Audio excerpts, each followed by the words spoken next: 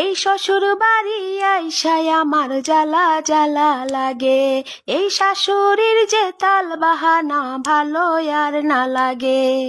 পারতাম যদি চইলা যাইতাম আবার বাবার ঘরে, রাজকুমারী হইয়া কাটাই দিতাম জীবনটারে। আমার ভাগ্য বলে বাবা মা তোর পর হইয়াছে রে, স্বামীর বাড়ির দুঃখ কষ্ট আছে নসিবে। عانت الوجوه للحي القيوم وقد خاب من حمل ظلما، وقد خاب